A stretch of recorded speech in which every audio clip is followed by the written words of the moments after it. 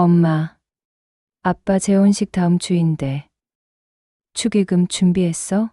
아들의 전화를 받는 순간 저는 말문이 막혔습니다. 축의금? 응. 아빠가 500만 원 정도는 내야 체면이 선다고 하셨어. 엄마도 어른이잖아. 전 부인으로서 축복해줘야지. 저는 그날 깨달았습니다. 33년을 함께 산 남편도, 제가 낳고 키운 자녀들도 저를 한 명의 인간으로 존중하지 않는다는 것을. 저는 그저 돈을 내야 할 호구였습니다. 하지만 이 이야기는 비극으로 끝나지 않습니다. 제가 어떻게 무너진 자리에서 일어났는지 그 이야기를 들려드리겠습니다. 이 이야기가 마음에 와닿으신다면 구독과 좋아요 부탁드립니다. 안녕하세요. 저는 전주에 사는 63살 최은정입니다. 저는 33년 동안 피아노 학원을 운영했고 2년 전 학원을 정리했습니다. 오늘 제가 들려드릴 이야기는 제가 인생에서 가장 깊은 절망을 겪고 어떻게 다시 일어섰는지에 대한 것입니다. 결혼 33년 동안 저는 모범적인 아내이자 어머니였습니다.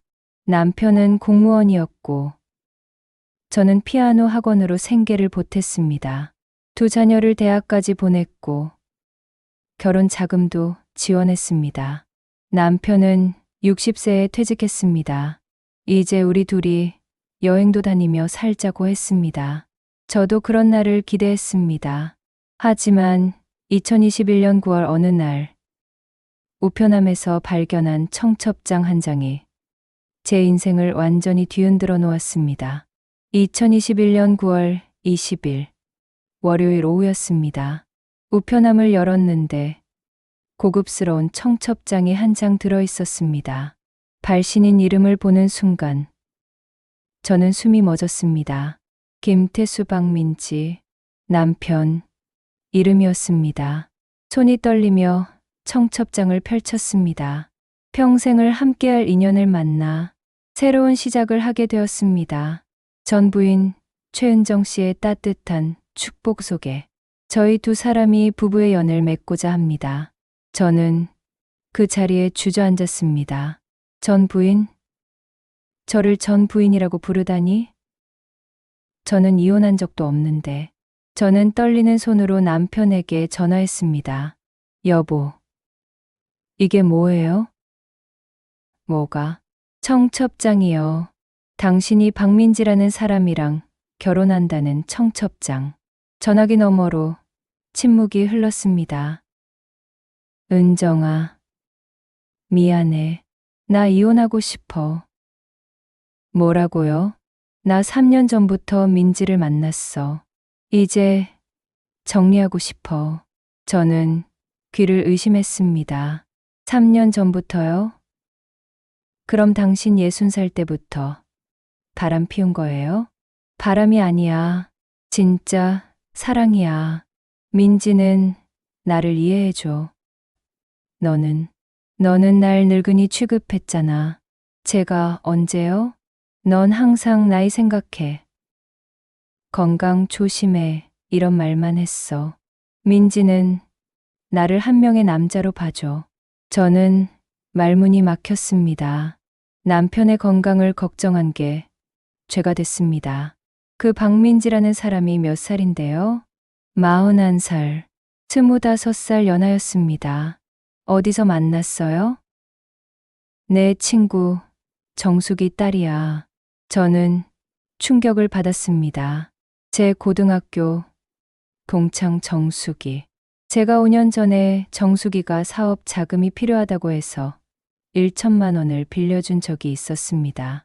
그 친구 딸이 제 남편과 바람을 피운 겁니까? 정숙이가 알아요? 응. 정숙이도 찬성했어. 우리 결혼식 와서 축복해 주래. 저는 그날 밤잠을 이룰 수 없었습니다. 다음 날 아들 지훈이에게 전화했습니다.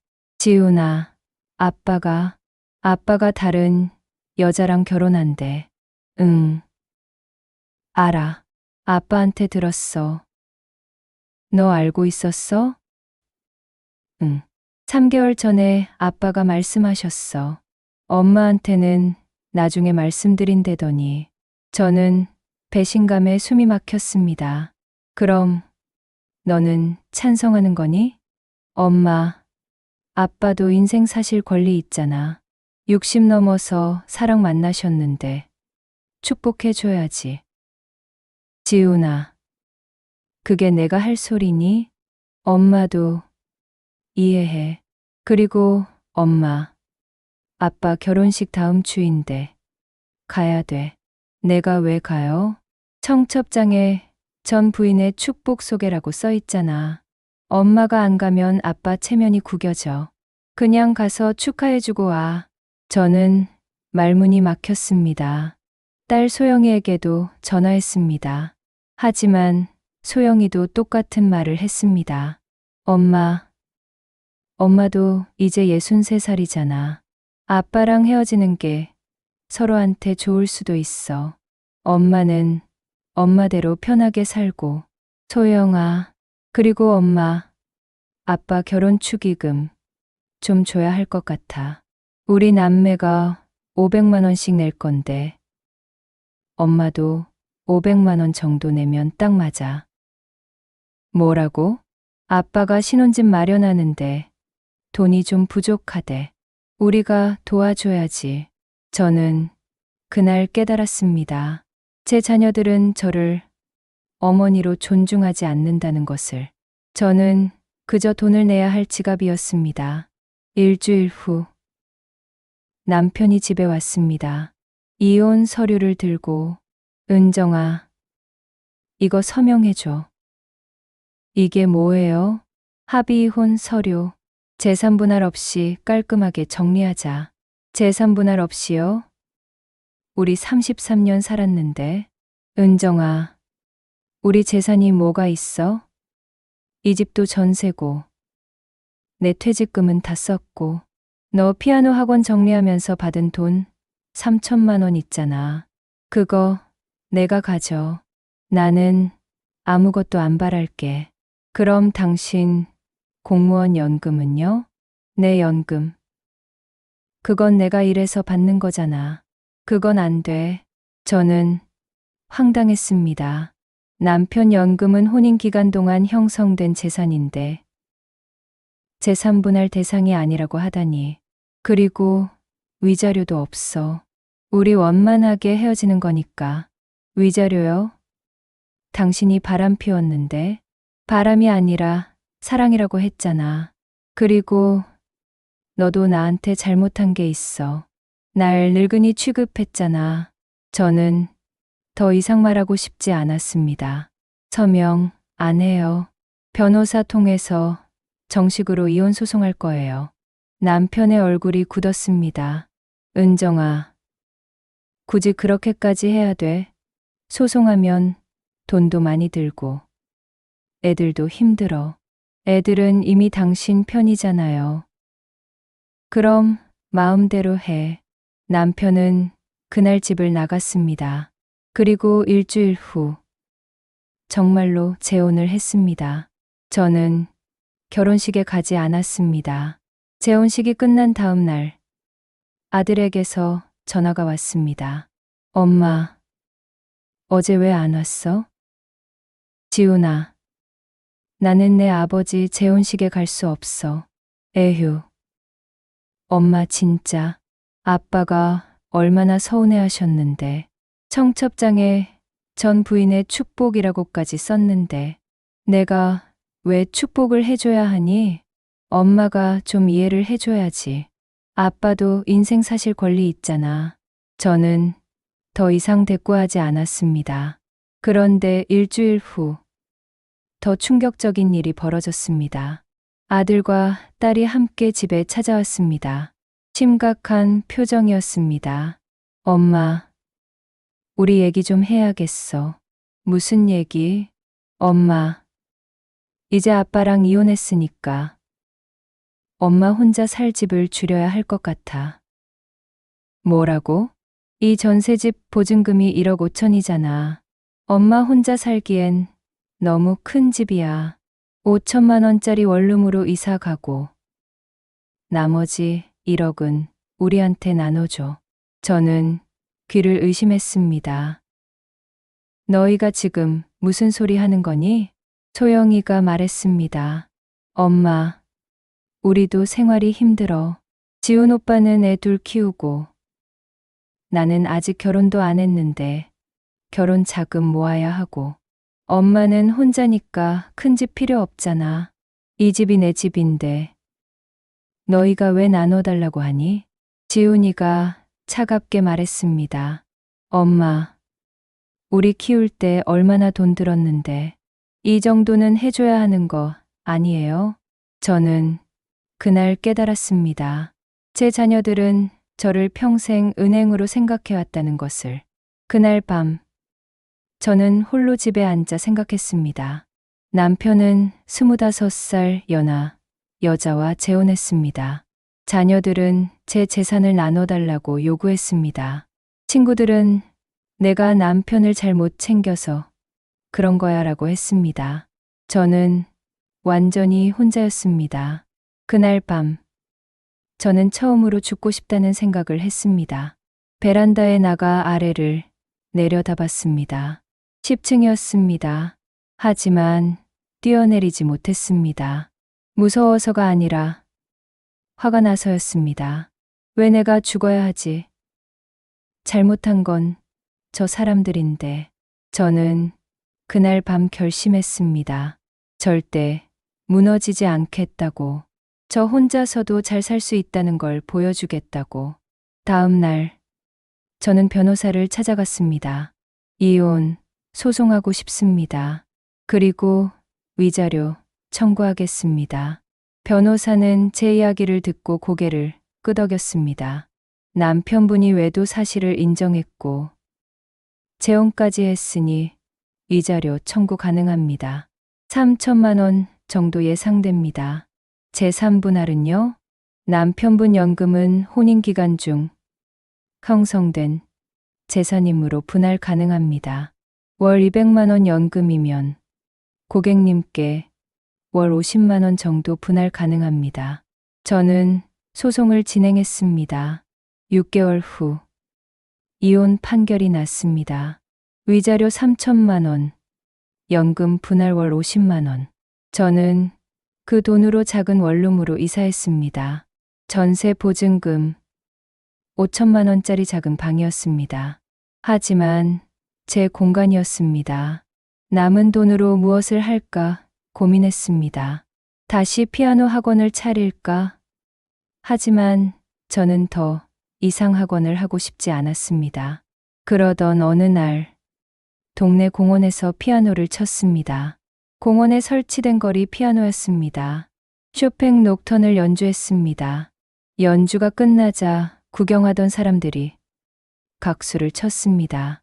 한 할머니가 다가와 말했습니다. 선생님, 정말 잘 치시네요.